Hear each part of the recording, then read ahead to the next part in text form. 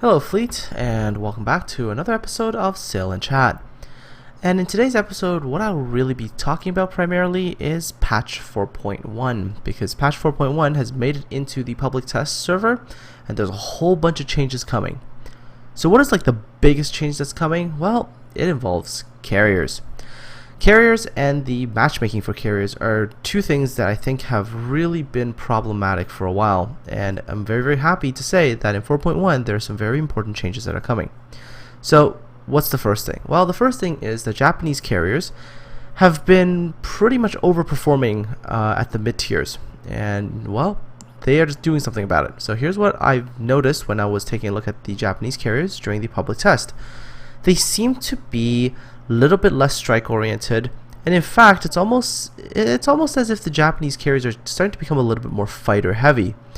And in a way, I'm almost wondering if it's going to be you're going to be seeing more fighter heavy Japanese carriers, and if that's their role in the future, is to be more the fighter carriers. American carriers, interestingly enough, might be losing their air superiority role to the Japanese carriers, which means that does that mean that American carriers are going to be more of a strike role? It's a little bit interesting there. I'm not sure what's actually going to happen. But hopefully, when the patch comes out, we will find out. The fighters for carriers have gotten themselves a new ability. It's almost like if, for torpedo planes, you've got this manual torpedo bombing, dive bombers, you've got manual dive bombing. Well, fighters, you've got this manual anti-air ability. It's this barrage ability is what they called it. Now, I've tested the barrage ability. It expends a significant amount of ammo, but truth be told, I felt that it was a little bit on the weak end, and it didn't really do as much damage as I would have liked it, for that amount of ammo expenditure. So I'm not really sure if that's going to be a very useful ability, but it is cool. At least they're thinking about adding more skill to fighters in the current click and forget mechanic. Best thing that I think is going to happen with patch 4.1 is matchmaking will now be forcing equal CVs on both sides and also equal tiers, and I think this will definitely make for one, more entertaining CV battles, and two, I think it'll actually reduce the amount of complaints that have occurred about CVs being imbalanced in terms of the 1 versus 0 or the 2 versus 1. So I think having this strict kind of matchmaking will be very good for carriers. Another thing is that the fighter tier damage disparity that existed in the current version is going to go away. So no longer is a tier 7 fighter going to absolutely trash everything in tier 6. So the damage increase for fighters is going to be a little bit more reasonable, which I think is actually a good thing, because it'll make carriers more competitive against each other, regardless if they're using stock or upgraded fighters. They're still somewhat competitive against each other. So I think that's a good change. The Sims and the Yubari, two ships from the pre-order packages, weren't really being used so much, and I'm happy to say that they're making some changes to these two particular ships. The Sims is going to get a second set of torpedoes. They're very slow, very low damage, but they tend to be rather long range. So the Sims can essentially stealth torp, but these torpedoes are, again, not very fast, only about 49 knots I think, and they don't do tons and tons of damage, only 8,900 damage I think per torpedo, but they do go out to 9.2 kilometers, which is nice. The Yubari, on the other hand, gets the defensive AA fire consumable, which is something that I think the Yubari really needs. The AA consumable, however, only has one charge. If you have superintendent, that's skill for the captain, you get 2 charges. I actually think that's enough charges, because the low tier carriers, first of all, don't have a lot of planes, so if they do take losses, it'll be quite substantial. And the other thing is that low tier carrier planes tend to be really slow. So if you're able to disrupt an attack, carriers are not really going to be getting too many other attacks going. So I think that's actually a good change for the Yubari. American destroyers do get also something new as well. That includes the Sims. The US destroyers will now get the defensive AA fire consumable at the expense of the speed boost. This allows the US destroyers to, in essence, act as both the screening force against enemy destroyers, but also allows them to serve as an anti-aircraft escort, especially, I think, for carriers. The reason why I say that is because in the current meta of the game, cruisers are the one that has to escort everything. And I think cruisers having a cruiser escort a carrier is a bit of a waste, honestly, because a cruiser could be much better served by lending its firepower to a battleship. So I think this is a really good idea, because all of a sudden you've got these American destroyers that can stick with their carriers while the cruisers themselves actually go and protect the battleships. This hopefully should result in 1, less carrier sniping, and 2, less complaints about carriers being OP from battleship captains because they are actually getting no support from their cruisers. So hopefully this will be a good change.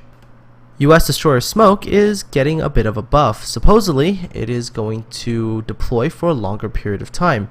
Now, I think this is actually a necessary change, considering that the US destroyers, especially at tier 6 and 7, struggle by having high detectability and low torpedo range.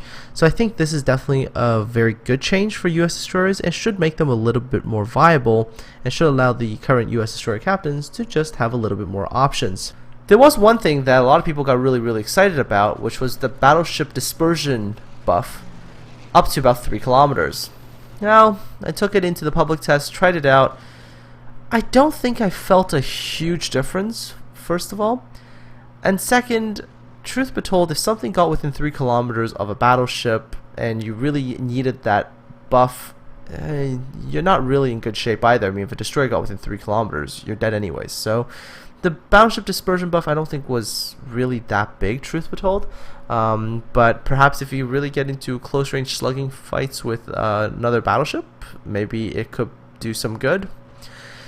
We'll have to see about that when you actually get into battle. But nevertheless, you know, it is still a buff, and that means they're still thinking about it. So hopefully in the future we see other improvements. The Omaha has gotten a range buff, but only on the final sea hull. And once you get the final sea hull, the Omaha essentially turns into a Murmansk. So the sea hull, I mean, presents some interesting choices now, because you can lose a gun but for more range. And I think that's kind of worth it, actually, because you essentially are getting a Murmansk in the US tier 5 cruiser tree, which is not a bad thing, because the Murmansk is actually quite powerful. So that's something to keep in mind as well. Both the Minakaze and the Mutsuki have had their surface detectability increased by 300 meters, so that surface detectability is now 6.2 kilometers. The Minakaze has also lost its 10K torpedoes. Nevertheless, with the concealment camouflage, the detectability is still around 6 kilometers, which makes both ships very playable still.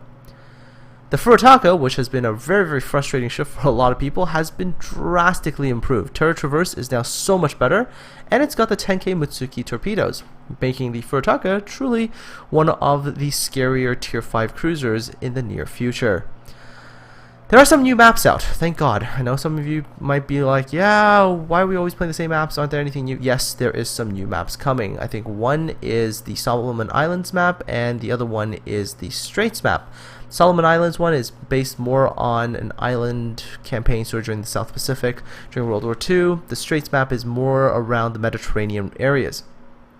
One good change that has happened in the new patch is that the X-shaped spawn for Hotspot has been removed. But strangely enough, that same spawn point has re-emerged in the Straits map.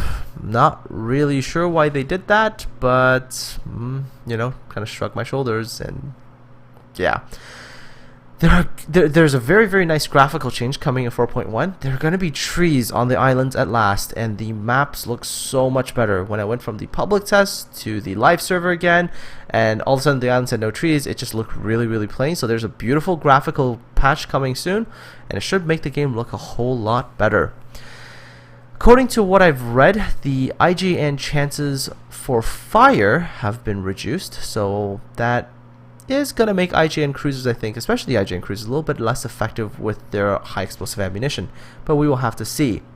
Both the Miyoko and the Mogami have been nerfed. The Miyoko has had its rate of fire nerfed, and not only that, the Mogami, which has been a bit of a terror at tier 8 with its 155mm guns, those 155mm guns are no longer going to be as durable with the new patch, so hopefully this makes the Miyoko and the Mogami a little bit more vulnerable, and hopefully not as overpowering as they are right now.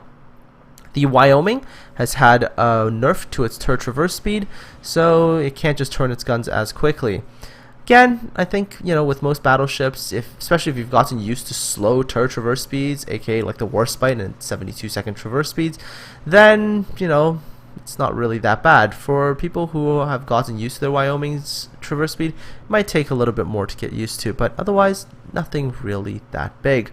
Overall, I think patch 4.1 will be a fantastic patch. They've addressed one of the major problems, which is carriers and matchmaking. They fixed some little things here and there. I still think that there's some things they need to work with and work on, but you know, they've definitely shown the commitment to work on it, so I think we should give them the benefit of the doubt, keep sending them feedback, and hopefully more changes and better changes happen. Okay, that is pretty much the big World of Warships news about the patch and basically my thoughts on it. Let's move on to some other stuff. There is a stat tracking website right now called warshipstats.com. The link is coming up on your screen now. And warshipstats.com has contacted me and asked me if I could give them a bit of a shout out. And so here it is. If you guys want to go check out your stats and stuff like that, totally go visit them. It's a pretty nicely laid out website, and I think, you know, something that will be very useful for World of Warships players in the future.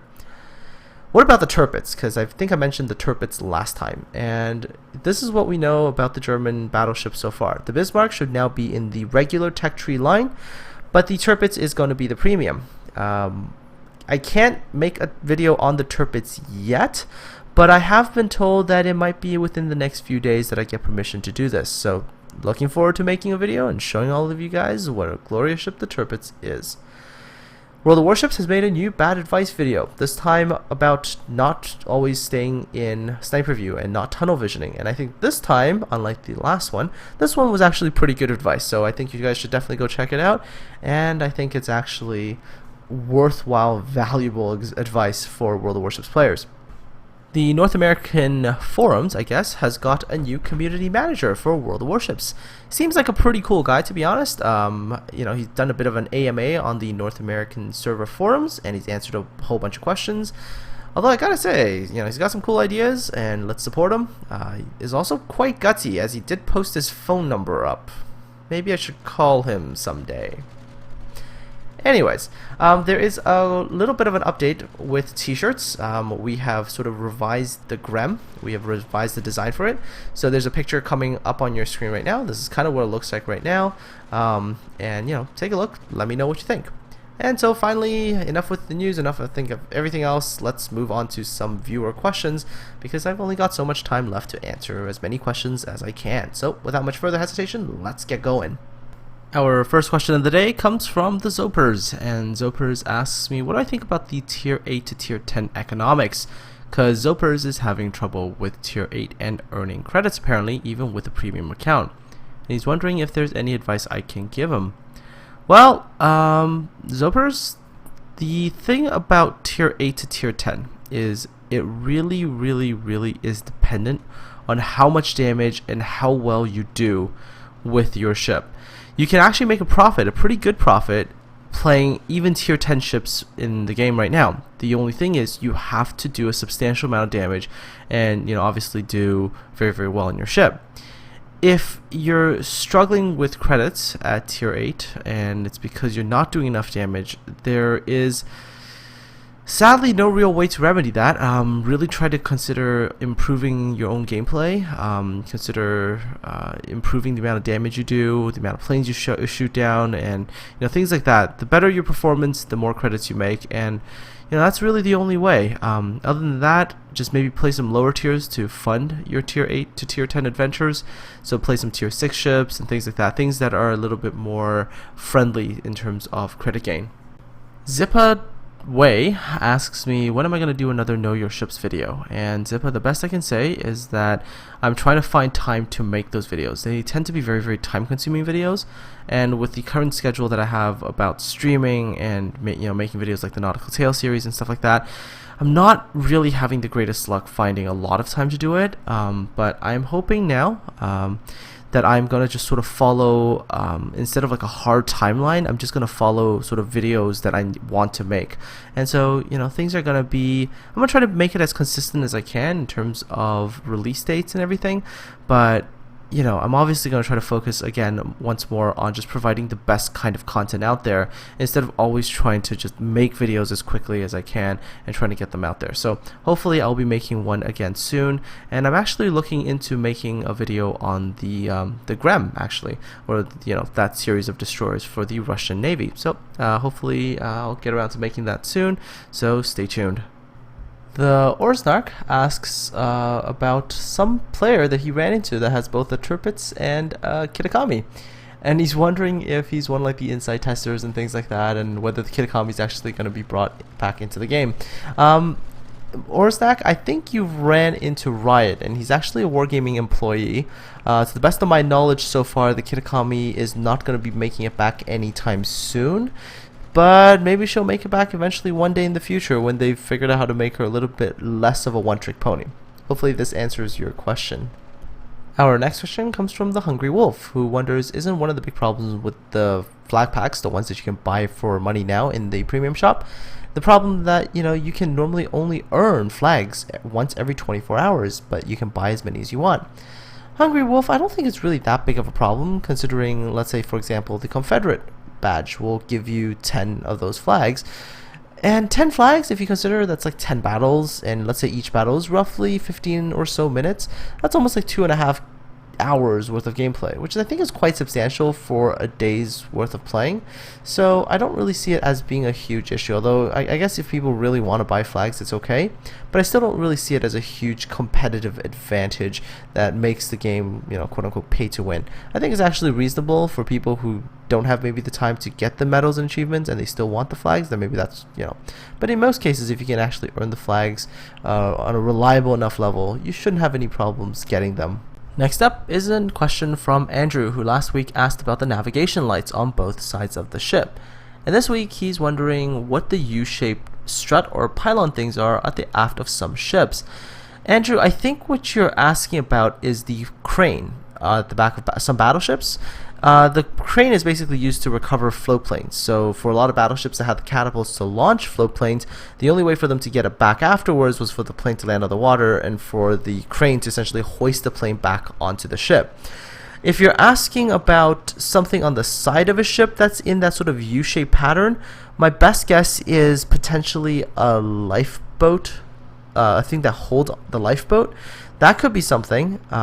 Anyways, if I didn't answer this question probably for you this week, please get back to me and I'll try to answer it for you next time. Our next question comes from Michael, who's wondering that if in a battle he gets destroyed and he leaves and goes back to port and then he queues up in a different ship, does he still get the credits and experience from the battle that he was killed in, or is that lost? Well, Michael, you can absolutely go back to port and take another ship. The ship that you had that was destroyed, when that battle's over, it'll come back to port, it'll get repaired and whatnot, and you will gain the experience and credits from that battle. To check it, there's a little icon thing, Majig, at the bottom right of your screen. Click it and it'll provide you a little menu thing that shows all your past battles, and it'll show exactly what kind of credits and experience you've earned from the battles that you left. I hope this little bit of information helps. Alex Lucas asked this very, very interesting question. Alex was in an Otago, and his team had only one carrier, Lexington. The enemy team had two. So Alex spent his time around his carrier, escorting that carrier around. And during that period of time, he shot down like 15 planes and kept the carrier alive. But he got nothing for it, not a lot of credits, and probably not a lot of experience either. But the carrier on his team was second on the team in terms of experience, and had a great game. So Alex was wondering if escorts should be getting a credit or an EXP boost, kind of like how light tanks in World of Tanks can get experience for scouting and spotting stuff. Alex, this is a very interesting question and not an easy one to resolve. Personally, deep down, I would really like it if escorting ships got some kind of bonus to their experience or their credits for doing a job, like escorting a carrier. There can be one problem, however, and this is kind of a problem that World of Warships will have, but not so much World of Tanks.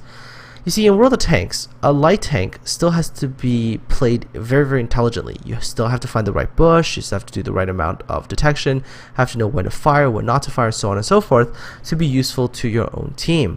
So that means that a light tank player really has to be a player, has to really play, and there's a lot of skill involved. But with World of Warships, escorting is basically you get within a certain amount of distance, you stay next to that ship all game, and you hit the button when a certain number of planes get close or whatever. And I worry that in World of Warships, this could lead to bots being created by people who just basically create a bot and have that bot follow the closest carrier around and just provide anti-aircraft fire and then get free levels essentially. And I think this is something that is very, very problematic, and something to this day I still haven't come up with an ideal solution. I'm still thinking about it, and hopefully when I eventually come up with some kind of solution, I'll let all of you know, and I'll also let the developers know as well. Of course, if some of you have also been thinking about this problem and have come up with a solution, please do let me know in the comment section below, and I can eventually send that off to some of the developers at Wargaming, and hopefully they will take it into consideration. Flip Ski Mulker, wow, hope I pronounced that name correctly, was wondering if in his Nagato with its 16.1 inch guns, and he's firing AP at everything, but long range, he's finding that his AP is bouncing or over penetrating. I'm not sure if that's the question. It says he's doing that sort of overpen damage of 1020. He's wondering if he's overpenetrating. Well, Flip, there's a good chance you are, because if you're seeing 1020 damage, you're essentially overpenetrating, and that's because a lot of the battleships later on had the all or nothing kind of protection scheme, where only the essential parts were heavily armored and everything else had essentially nothing. So you're most likely overpenning. If that's what you're getting a lot of, you really got to start to hit things that are more armored. So that means you got to learn to hit the engine rooms at distances. You got to get the citadel hits. That's the key thing for battleships. If you're going to fire AP in a battleship, make sure you hit the citadels, because you can never overpenetrate a citadel to my knowledge, and every time you do hit it, you're going to do max AP damage. So, always remember to aim sort of under the boilers, under the guns, in the magazines, right at the waterline. Hopefully that allows you to do more damage and also more consistent damage. Good luck, and let me know how it goes. Our next question comes from J4, and J4 is wondering which destroyer AP shells are effective to actually get citadel hits on very low armored cruisers. Well, J4, if you're going to use the American destroyers, which have the 127mm guns, you have to be really, really close before you're able to penetrate. Typically, the only time I ever use armor piercing with a destroyer is with the Grem's 130mm guns, as I do find those guns generally pack a decent punch and they can, pen cruiser armor. Other than that, Japanese destroyers will never do that with. The USCDs, like I mentioned, yeah, you have to be really close. Otherwise, just stick with HE. It's only for the Grem that you would be using AP with and trying to get citadel hits. Rundar, good question, by the way. Have I heard anything about the ability to name ships, and you want to name something like your own South Dakota class ship after your home state of Massachusetts? Rundar, I have heard that Wargaming is working on more customization abilities. As to when that's coming out, I do not have a clue. In fact, interestingly enough, I've actually heard that not only are they working on adding more customization, I've even heard that they're working on things like night battles and like weather and stuff. So I know that they're definitely working on a whole bunch more things to make the game more dynamic and more customized as well. So as to an exact date as to when that's happening, I don't have a clue, but I do think it is something worth looking forward to. So, hang around. Wargaming is definitely working on it. Mason asks, what is my view on the USS Albany? Do I think it's worth keeping? And if so, what's the best strategy for it? Well, first of all, Mason, it's a gift ship, and I'm one of those sort of hoarders, I guess, and I always like to collect stuff that they give away. Interestingly enough, if you look at World of Tanks, for example, later on in the game, a lot of people start to really want the rare stuff that happened sort of early on. So for me, I like keeping those kinds of ships, because I always think there's some sort of special collector's aspect to it, I guess. As for how to use the ship, I think the Albany is actually quite a nice ship. She's small. Her guns aren't bad. The rate of fire on them is not bad. Although she is very, very, very dependent upon having the basic and advanced firing training skills on the captain in order for her to be somewhat effective. Other than that, I think the Albany is actually a pretty darn good tier 2 ship. So go out there, have some fun with her. Had a bit of a strange question here from Mr. Vintage 33.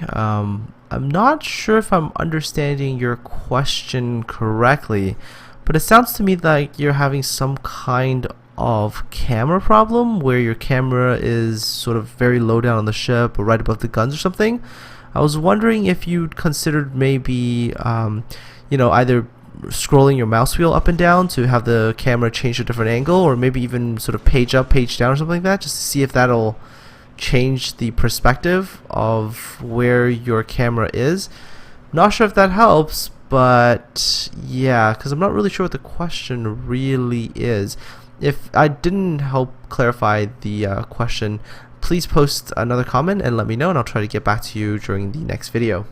Our next question / comment comes from Chiwai Lee, who wrote that basically he was really sorry that I had to deal with the troll, and he's had to learn to deal with it himself because on his channel, people, I guess, didn't say the nicest thing to him on some of his videos. And you know what, guys? I mean, I read the comments.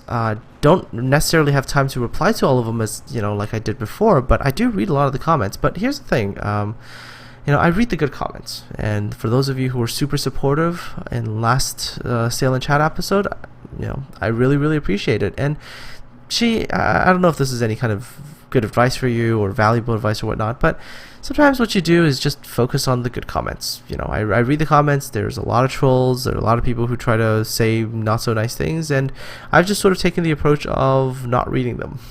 I just read the good comments. They make me happy, and I move on with my day. But for the negative sort of trollish comments, most times I just kind of ignore them, and I don't bother even responding to them. And in a lot of cases, I think it's worked pretty well. So, if that's advice that you can take onto your own YouTube channel, then, glad I could help. But otherwise, yeah, for all of you who did comment, and said something positive, I appreciate it.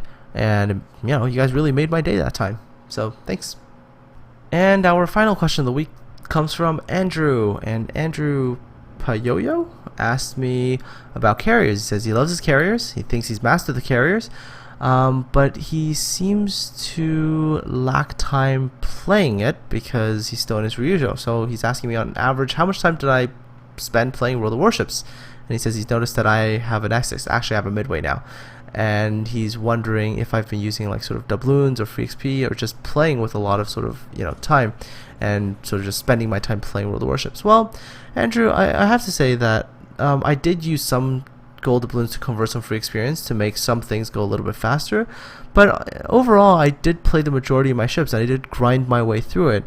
I think I sort of leveled quickly because I was gaining quite a lot of experience per battle. I think my average experience for most of my carriers starting above tier like 7, 8 was close to about 2,000 base experience a battle. So that really made the grind go a lot faster, and I hope that answers your question. I didn't actually really play that much. It's just a lot of sort of good performances, gaining tons and tons of experience. Well, that's all, folks, for this week's episode of Sail and Chat.